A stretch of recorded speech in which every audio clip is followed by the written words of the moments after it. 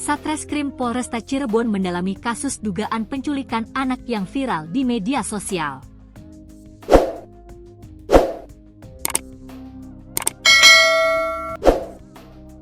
Polisi memeriksa kamera pemantau yang sempat merekam aktivitas terduga pelaku membawa korban anak menggunakan sepeda. Kapolresta Cirebon, Kombes Pol Sumarni, menyampaikan kronologi peristiwa ini bermula ketika korban sedang bermain di depan rumahnya, sedangkan kedua orang tuanya berada di dalam rumah. Saat itu, ibunya mencari keberadaan korban yang awalnya sedang bermain di depan rumah, tetapi tidak menemukannya. Ibu korban kemudian bertanya kepada suaminya untuk mencarinya. Mengetahui anaknya tidak ada, kedua saksi mencari di sekitar perumahan dan tetap tidak berhasil menemukan korban.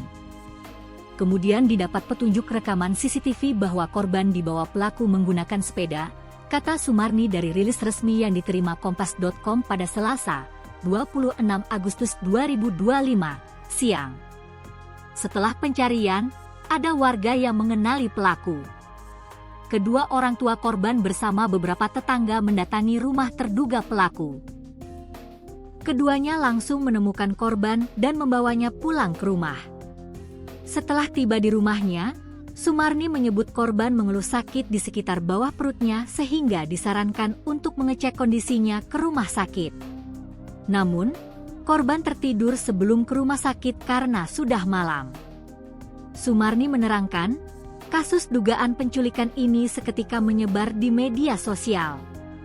Warga sekitar desa Kedondong ramai-ramai mendatangi rumah terduga pelaku dan berniat menghakimi pelaku.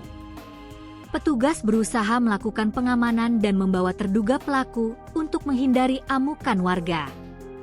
Proses pengamanan evakuasi terduga pelaku berlangsung dramatis.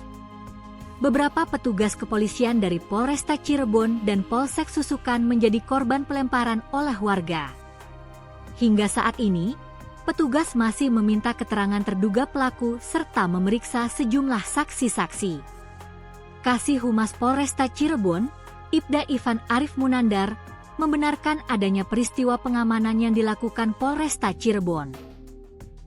Namun, ia menegaskan bahwa petugas masih menyelidiki dugaan penculikan anak yang menyebar di media sosial.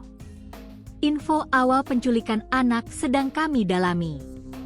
Untuk korban, akan dilakukan visum dulu, apakah terjadi tindak pidana kekerasan seksual atau tidak.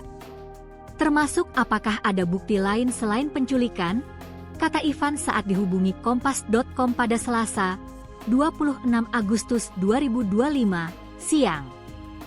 Ivan menambahkan, berdasarkan laporan sementara, korban maupun terduga pelaku berasal dari wilayah Tegal Gubuk, tetapi pelaku tinggal di desa Kedondong. Polisi sedang meminta keterangan dari terduga pelaku serta orang-orang yang diduga terlibat dan berkaitan dengan peristiwa tersebut.